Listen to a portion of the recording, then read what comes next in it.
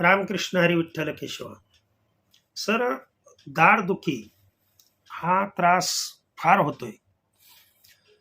मग ती दाढ हलत असू द्या किंवा किडलेली असू द्या. आता दाढ जेव्हा किडते तेव्हा ती वरून दिसत नाही किडलेली दाढ, लक्षात ठेवा. परंतु ती दाढ आतून पूर्णपणे पोखरलेली असते. आणि दाढेला जेव्हा कीड लागते तेव्हा त्या दाढेच्या जिथं हिरड्या आहेत त्या हिरड्यात ती कीड पोखरू लागली की दाढ दुखायला सुरुवात होते. तर ही दाढदुखी जेव्हा तुम्ही उपचार करताय त्या क्षणाला लगेच बंद होण्यासाठी कोणता उपाय करायचा? सोपा उपाय सांगतोय, लक्ष द्या फक्त. एक अर्धा चमचा सुंठ घ्यायची.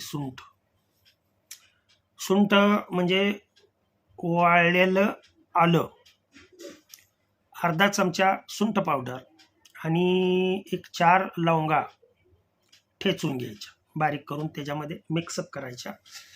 आणि याच्यामध्ये अतिशय महत्त्वाचा पदार्थ मिसळायचा, तरच तुमची दाढदुखी ही ज्या क्षणाला तुम्ही तिथे ठेवताय किंवा दाढेवरती भरताय, येणारी गरळ ही थुकून टाकायची, लक्षात ठेवा. जरी समजा इन केस इनगल्प केली म्हणजे गिळली तरी काय त्याचा तोटा होत नाहीये. परंतु शक्यतो कीड असते ती बाहेर जाणं आवश्यक आहे. काय टाकायचं बघा याच्यावरती. सगळे मी अर्धा अर्धा चमचा सांगितले.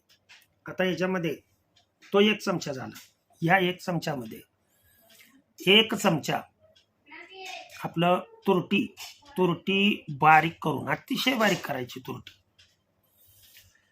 मग आपण खाण्यासाठी जी तुरटी वापरतो ती घ्या किंवा सेविंगसाठी जी तुरटी वापरतो ती घ्या. बारीक चूर्ण करून त्याच्यामध्ये मिक्सअप करायची, एक जिन्सी करायचं ते.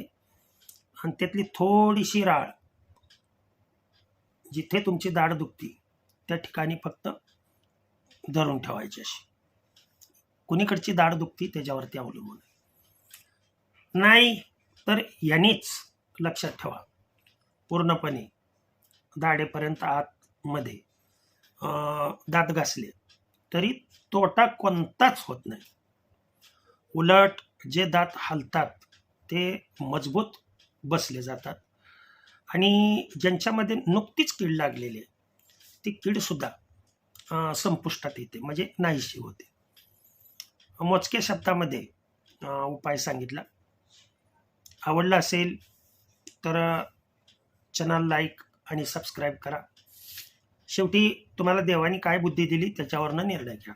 ओके, झालेली सेवा तुम्हा सर्व भक्तजनांच्या चरणी अर्पण करतो आणि सेवेला पूर्णविराम देतो. पुंडलिक वरदार विठ्ठल श्री ज्ञानदेव तुकाराम पंढरीनाथ भगवान की जय.